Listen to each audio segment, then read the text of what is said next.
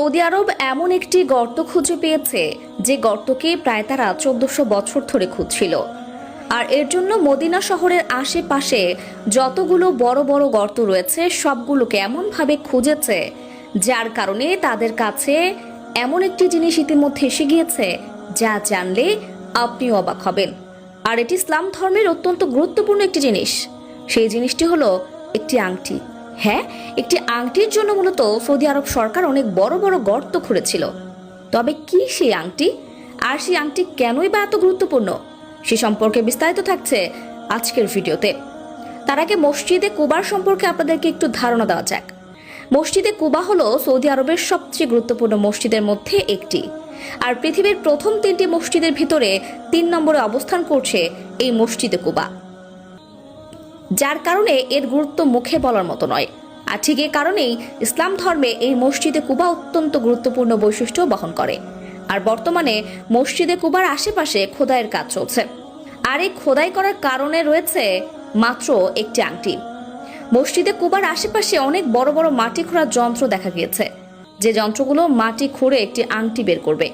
যদিও এই গর্তগুলো করা হয়েছিল মসজিদে কুবার আশেপাশের পরিবেশ সৌন্দর্য দেখার জন্য, কিন্তু এই গর্ত করতে করতে তারা এমন একটি গর্ত খুঁজে পায় যে গর্তটি প্রায় 1400 বছর ধরে খুঁজছিল তারা।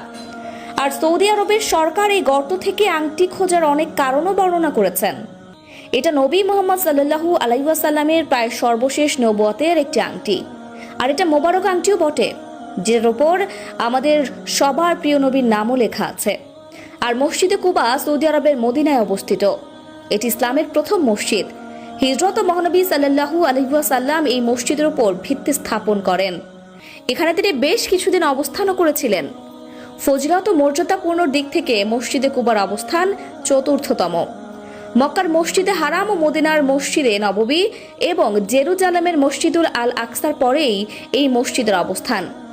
কুবা মসজিদ সৌদি আরবের মদিনা শহরের নিকটবর্তী কুবা গ্রামে অবস্থিত।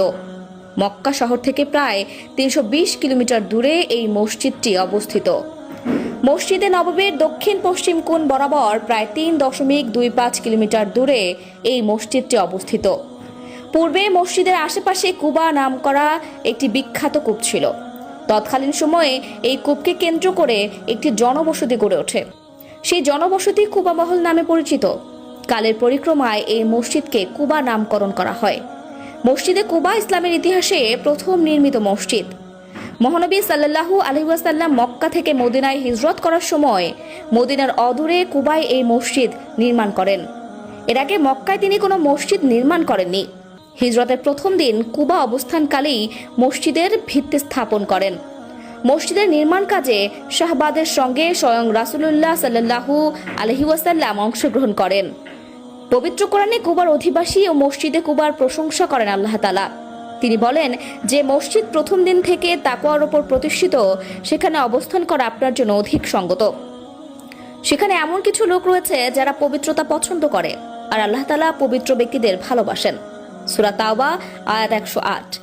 দর্শক, এতদের সাথে থাকার জন্য আপনাকে ধন্যবাদ।